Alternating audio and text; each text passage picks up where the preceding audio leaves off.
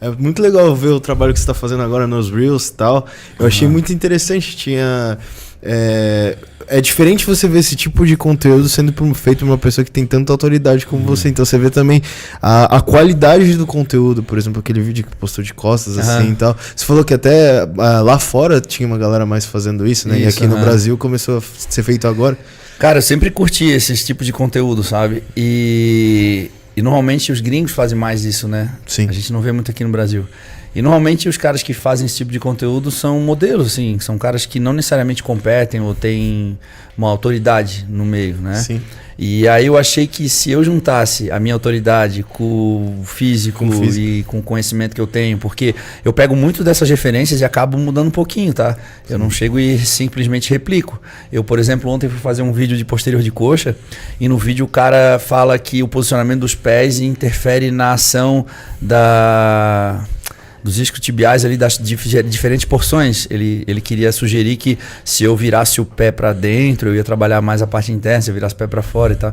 E aí eu acabo, com todo o conhecimento, acabo alterando e mudando completamente, mostrando o meu ponto de vista, só que naquele formato. Eu me inspirei muito mais no formato do que no próprio conteúdo.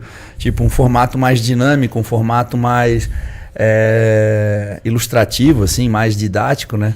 Isso faz com que as pessoas tenham a curiosidade. E é uma coisa inovadora, porque eu não conheço nenhum atleta aqui no Brasil que faz esse tipo de conteúdo. Exato, também não. E eu comecei a gostar, cara, do resultado. Primeiro eu percebi que a galera curte demais o tipo de conteúdo, talvez pelo fato de estar vindo de mim também. A galera acaba achando legal.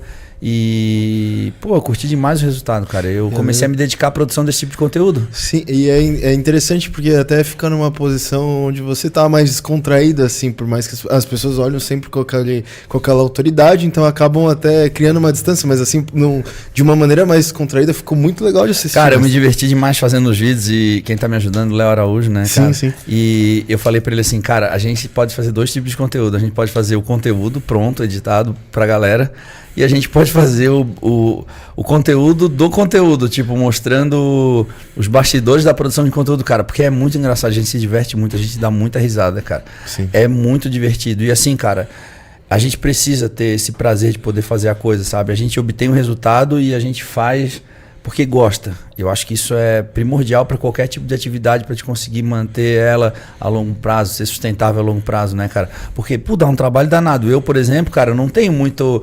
eu não estou acostumado a fazer esse tipo de coisa. Estou acostumado com a minha rotina de atleta. Para mim ainda é um pouco difícil ter que modificar a minha rotina de atleta para poder me dedicar à produção de conteúdo, né? É claro que é um processo. Aos poucos eu vou entendendo que é necessário.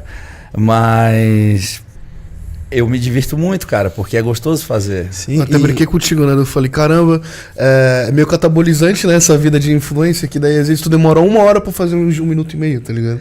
Tu vai lá fazendo as coisas, manipulando o vídeo e tudo mais. No início eu pensava um pouco mais dessa forma, depois eu comecei a ver, eu foco também no resultado, daí eu começo a querer fazer, tipo, o vídeo que eu demoraria, sei lá, 1h30 pra fazer, eu demoro 2, 3 horas porque eu quero que o resultado fique incrível, entendeu? Sim, mas fica, e é legal porque eu tava conversando com o Semestre esses dias, tipo, hoje em dia eu quero consumir um conteúdo um pouco diferente, então eu não vejo mais muitas coisas do que estão rolando assim. Eu comecei a ver caras como o The Salles, né, que eu falei pra você, que são seus amigos, o Alex Souto, que falam bem uma parte muito mais teórica de graduação, algo que é mais voltada à musculação e educação física, numa área mais teórica e mais para quem é realmente interessado em treinamento de uma maneira mais expert.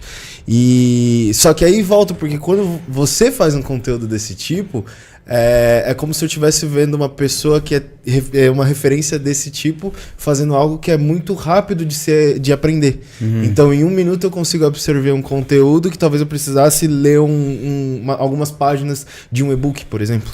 Às vezes, cara, é o tipo de conteúdo... Porque é o que acontece, cara, eu acabo focando ali em 3 pilares, né? Treinamento, dieta e lifestyle. Sim. E aí, o que acontece com a questão do treinamento? O meu objetivo ali não é comunicar diretamente profissionais da área, né, da saúde. O meu objetivo ali é poder estar, de uma forma didática, produzindo um conteúdo para o entendimento de um próprio praticante. O praticante de atividade física, quando ele contrata um serviço personal trainer, por exemplo, ele não quer saber de... Às vezes o personal fica ali, vai fazer um exercício e ele fica explicando origem, inserção e dando uma palestra. Às vezes o cara só quer sentar na máquina e fazer com o mínimo de segurança possível e de eficiência. Sim. Tá cansado. E aí, às vezes, cara, eles não entendem que o cara não precisa saber tão a fundo a parte técnica. E o objetivo daqueles vídeos ali é, de uma forma leve, em 1 minuto, fazer com que a pessoa entenda um pouco, mas de forma, às vezes não tão superficial assim, mas é de uma forma ilustrativa, de uma forma que faça o entendimento. Então, acredito que esses vídeos vão acabar se tornando referências para os próprios profissionais, às vezes, utilizarem isso para poder, em pouco tempo e de fácil entendimento, para as pessoas, assim, os próprios praticantes mesmo, sabe? O cara, por exemplo, o cara que é um praticante, ele não quer ser um expert em fisiologia, em cinesiologia. Mas ele também ele precisa do mínimo de informação possível para saber o que ele está fazendo também. Sim. Então acho que esse material casa muito bem com esse tipo de... É demais, até deixa a pessoa um pouquinho mais formal, né? Tipo, aqueles caras, não quero crescer a asa.